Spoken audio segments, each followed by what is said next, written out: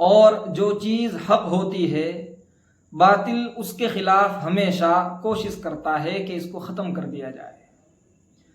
اب اسلام چونکہ اللہ کا پیغام ہے، جس وقت میں اللہ نے دنیا میں اسلام کو بھیجا ساری دنیا کفر و شرک سے بھری ہوئی تھی، ہر طرف اللہ کی نافرمانی اور معصیت ہوتی تھی، شیطان کا راج تھا، اس کا دور دورہ تھا، ہر مرنے والا جہنم میں جا رہا تھا۔ اللہ نے جنت میں جانے کا یہ راستہ دیا، لوگ اسلام پر آئے، اسلام کو قبول کیا، دین پر چلے اور مرنے کے بعد اللہ کی جنت میں جانے لگے۔ شیطان کو اس چیز سے بڑی تکلیف ہوئی اور اس نے اپنی ساری جد و جہد، ساری محنت اس چیز پر خرچ کرنی شروع کر دی کہ کسی طرح اسلام کو ختم کر دیا جائے، اس کو مٹا دیا جائے، اس کے ماننے والوں کو ناکام کیا جائے اور لوگ اسلام سے ہٹ جائیں۔ جتنی بھی کوششیں یہ فی الحال ہو رہی ہیں، یہ کوئی نئی چیز نہیں ہے، بلکہ یہ ایک بہت لمبا سلسلہ ہے اور اس سلسلے کی یہ ایک ایک کڑیاں ہیں۔ چاہے NRC کا مسئلہ ہو، چاہے UCC کا مسئلہ ہو یا اور دیگر معاملات ہوں، یہ نئی بات بالکل بھی نہیں ہے، بلکہ یہ اسلام کے شروع سے ہی باطل کی کوششیں رہی ہیں کہ مسلمانوں کو پریشان کیا جائے، دین کو ختم کر دیا جائے۔ اگر آپ غور کریں، سنجیدگی سے اور دھیان سے آپ دیکھیں تو آپ کو معلوم ہوگا کہ جتنی بھی طاقتیں اور حکومتیں اس وقت میں موجود ہیں، ان کا بالکل سب سے بنیادی مقصد ہے، سب سے بڑا مقصد وہ یہ ہے کہ کسی طرح اسلام ختم ہو جائے، چاہے وہ حکومت کسی بھی ملک کی ہو، اس کا سب سے زیادہ خرچ اسی چیز پر ہو رہا ہے، مال و دولت اسی چیز میں لگائے جا رہے ہیں اور ساری محنتیں، ساری صلاحیتیں اسی چیز پر منصرف ہو رہی ہیں کہ کسی بھی طریقے سے اسلام کو مٹا دیا جائے، اسلام ختم ہو جائے۔ یہ بہت بڑی حقیقت ہے، سننے میں یہ بات عجیب لگے گی اور شاید یقین بھی نہ آئے، لیکن اگر آپ مطالعہ کریں اور حالات کا جائزہ لیں، ان کی صورتحال کو دیکھیں، ان کے ایجنڈوں کو آپ توجہ کے ساتھ میں اپنائیں، ان پر دھیان دیں، ان کے بیچ میں جائیں اور جو لوگ ان کو کور کرتے ہیں آپ ان کی ذہنیتوں کو اگر پڑھ لیں تو آپ بلا شبہ کہہ اٹھیں گے کہ ساری دنیا میں اس وقت صرف ایک کوشش جاری ہے، صرف ایک، کہ دنیا کے اندر سے اسلام کو مٹا دیا جائے۔ اسی کوشش کے لیے کبھی فلسطین پر ظلم ہوتا ہے، کبھی کشمیر پر ظلم ہوتا ہے، کبھی قسطنطنیہ پر ظلم ہوتا ہے، کبھی افغان پر ظلم ہوتا ہے، اور کبھی کہیں حالات خراب کیے جاتے ہیں، کبھی ملک شام کو جلایا جاتا ہے، کبھی کچھ ہوتا ہے۔ یہ ساری چیزیں صرف ایک مقصد کے لیے ہو رہی ہیں کہ اسلام کو ختم کر دیا جائے۔ جو بڑی طاقتیں دنیا میں موجود ہیں، جن کے پنجوں کے نیچے بڑے بڑے ملک کی، سپر پاور ملک کی حکومتیں ہیں، وہ بڑی طاقتیں، ان کا مشن ہی یہی ہے، وہ اسی بنا پر ہر محکمے پر پوری نظر رکھتے ہیں، سارا نظام چلایا جا رہا ہے، دنیا میں بے حیائی کو عام کیا جا رہا ہے، بے شرمی کو پھیلایا جا رہا ہے، جان بوجھ کر ایسی چیزوں کو پروموٹ کیا جا رہا ہے کہ جن کی وجہ سے اسلام مٹتا ہو، اسلام کے حکم کو توڑا جاتا ہو، لوگ دین سے دور ہوتے ہیں۔ اب اس میں چاہے گھر کی عزت ان کی جائے، ان کی بیٹیوں کو ننگا ہونا پڑے، ان کی عورتیں بے پردہ ہو جائیں، یعنی کچھ بھی ہو، بہرحال کچھ بھی ہو، کتنے بھی لوگوں کی جان جاتی ہو، کوئی فرق نہیں پڑتا، صرف اسلام دنیا سے مٹ جائے۔ یہ تو ان کی صورتحال ہے۔ ایلومیناتی، فری میسن، بڑی بڑی تنظیمیں ہیں، ان کا مطالعہ کرنا چاہیے، مسلمان کو باخبر رہنا چاہیے، ان کو دیکھے وہ کیا کچھ کر رہے ہیں۔ پوری ٹیکنالوجی کا سسٹم ان کے قبضے میں ہے، وہ چلا رہے ہیں اس کو. عجیب و غریب ان کے ارادے ہیں، مشن ہیں ان کے، اور ان مشنز کو لے کر وہ بڑے متحرک ہیں. خیر بہرحال یہ چیز اپنی جگہ ہے. اب آپ دوسری طرف آئیے کہ کیا ان لوگوں کی کوششوں سے اسلام مٹ سکتا ہے؟ کیا یہ ممکن ہے؟ یہ ہو سکتا ہے؟ تو یاد رکھیے ایسا کبھی نہیں ہو سکتا، یہ ناممکن ہے. ہاں اسلام ختم ہوتا ہے، اسلام مٹتا ہے اہل اسلام کے اس کو چھوڑنے کی وجہ سے. جو اسلام کو ماننے والے ہیں، جو اسلام کو لے کر چلنے والے ہیں، اگر وہی لوگ اسلام کو چھوڑنے پر آ جائیں، اپنے آپ کو دین سے الگ کر دیں، اس وقت میں اسلام ختم ہونا شروع ہو جاتا ہے. باقی رہا یہ معاملہ کہ اب فلاں چیز اٹھائی جا رہی ہے، فلاں مدعا ہے، تو دھیان رکھیے اتنا ہی نقصان ہوگا جتنا ہم دین کو چھوڑے ہوئے ہیں. یہ قاعدہ کلیہ ہے. آپ کبھی بھی اتنے متاثر نہیں ہو سکتے جتنے آپ دین پر عمل کرتے ہیں. اگر مسلمان اس وقت میں مثال کے طور پر 20% دین پر عمل کر رہا ہے، تو وہ 20% دین ساری دنیا کی طاقتیں مل کر ایک ملک کے اندر سے بھی ختم نہیں کر سکتی ہیں، وہ باقی رہے گا. اگر یہی مسلمان دین پر عمل کرنے کے اوپر آ جائے 40%، تو اس 40% دین کو ختم نہیں کیا جا سکتا. جو 60% مسلمان نے چھوڑ رکھا ہے، وہ 60% ہاں متاثر بھی ہوگا، وہ قانون کی زد میں بھی آئے گا، اس سے روکا بھی جائے گا، اور اس کی وجہ سے پریشانیاں بھی آئیں گی، اللہ کا عذاب بھی آئے گا. لیکن جتنا بھی مسلمان نے مضبوط پکڑا ہوا ہوگا دین کو، وہ کبھی نہیں مٹایا جا سکتا، کبھی ختم نہیں ہو سکتا.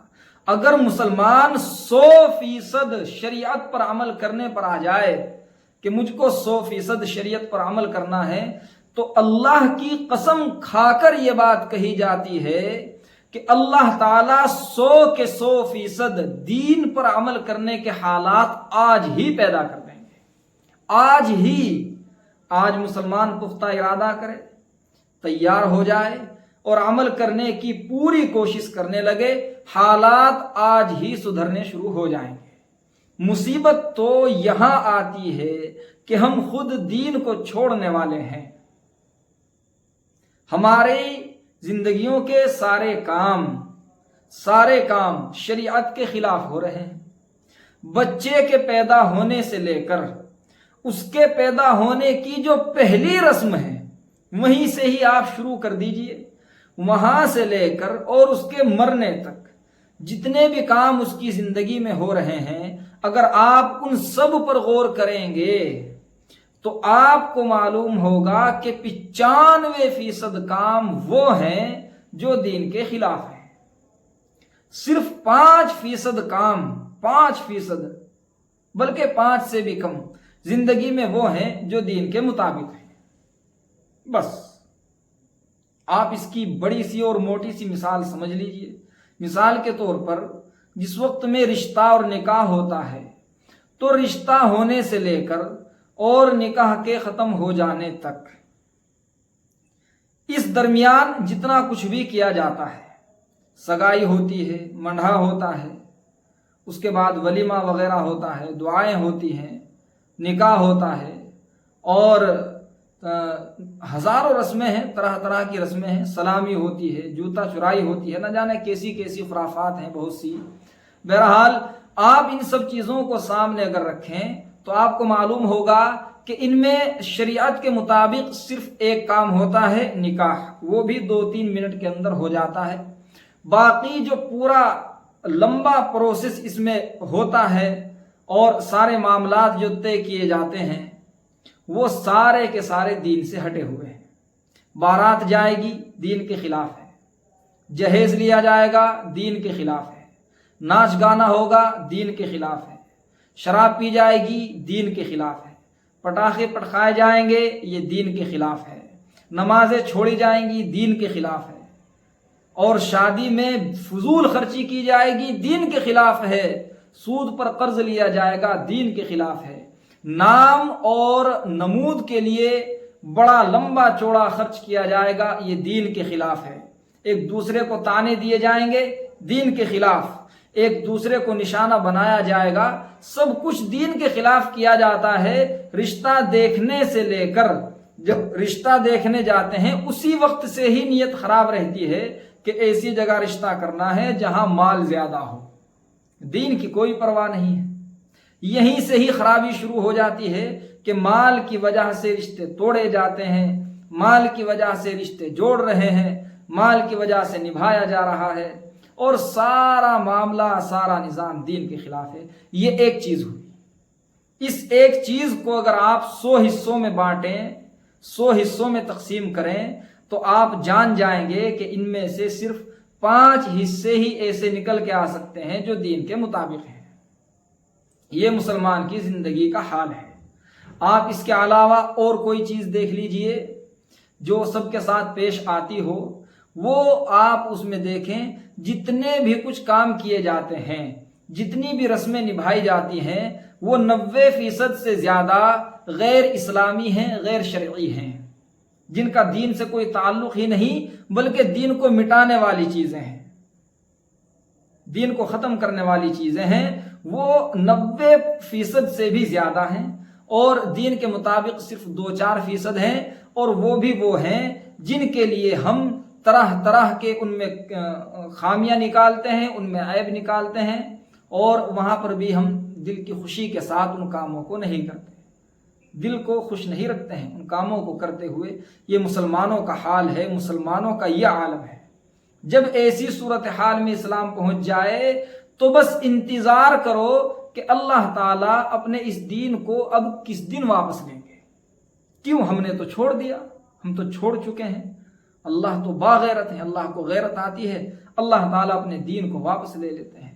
اس لیے ایسی صورتحال میں اگر دین کو بچانا ہے، اگر دین کی حفاظت ہم چاہتے ہیں، اور ہم یہ مانتے ہیں کہ دنیا اور آخرت کی بھلائی صرف اور صرف دین کو ماننے میں ہے، اگر دنیا میں اللہ کی ناراضگی سے بچنا ہے، اللہ کی پھٹکار سے بچنا ہے، اور آخرت میں اللہ کے دہکتے ہوئے عذاب سے بچانا ہے اپنے آپ کو، تو دین کو اپناؤ۔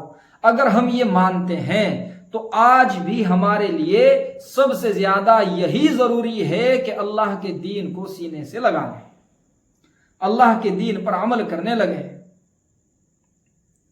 جو بات بھی ہماری شریعت کے خلاف نکلے، دین کے خلاف نکلے، علماء جو بتائیں اس کے خلاف نکلے، ہم اس بات کو آج ہی چھوڑنے پر پورے طریقے سے تیار ہو جائیں، اور پختہ عہد کر لیں کہ یہ چیز چھوڑ دی تو اب انشاءاللہ کبھی نہیں پائی جائے گی، زندگی سے بالکل اس کو ختم کر دیا جائے۔ اگر مسلمان آج بھی یہ کوشش کرتا ہے، اس طریقے پر آ جاتا ہے، تو آپ کھلی آنکھوں سے دیکھیں گے کہ اللہ کی مدد غیبی طور پر آنے کے لیے تیار ہے، ہر آن تیار ہے۔ وہ مدد ہر جگہ آئے گی، ہر جگہ مسلمانوں کی حفاظت کی جائے گی، ان کی جانوں کی بھی حفاظت ہوگی، ان کے مالوں کی بھی حفاظت ہوگی۔ ورنہ اللہ تعالیٰ کا غصہ بڑا خطرناک ہے۔ دین تو جائے گا ہی جائے گا، جانیں بھی جائیں گی، عزت بھی جائے گی، مال بھی جائے گا، یعنی سراپا نقصان، خالص نقصان ہی نقصان۔ ان الانسان لفی خسر، فائدے کا کوئی تصور نہیں۔ فائدہ اگر ہے تو اللہ کی بات کو ماننے میں ہے، فائدہ اگر ہے تو اللہ کی بات کو لے کر چلنے میں ہے، اس پر عمل کرنے میں ہے، اللہ رب العزت کی طرف رجوع کرنے میں ہے، اللہ کے سامنے توبہ کرنے میں ہے۔ لہٰذا اب بھی ہم اگر سنبھل جائیں، اب بھی اگر ہم اللہ کی طرف لوٹ کر آ جائیں، تو اللہ تعالیٰ آج بھی رحیم ہے، اللہ تعالیٰ آج بھی کریم ہے، اللہ تعالیٰ آج بھی مغفرت کرنے والے ہیں، غفور الرحیم ہیں۔ اللہ کی ذات سے نا امید نہیں ہوا جا سکتا۔ تو اس لیے اب مسلمانوں کی بس یہی ایک ذمہ داری ہے کہ مسلمان دین کے سلسلے میں فکر مند ہو جائے، دین پر عمل کرنے پر تل جائے، اور خود دین پر اتنا عمل کرنے لگے، اتنا عمل کرنے لگے کہ اللہ تعالیٰ خود ہی اس کے لیے راستے کھول دیں، اور یہی ہوتا بھی ہے۔ اللہ سے دعا بھی کرنی چاہیے کہ اللہ تعالیٰ ہم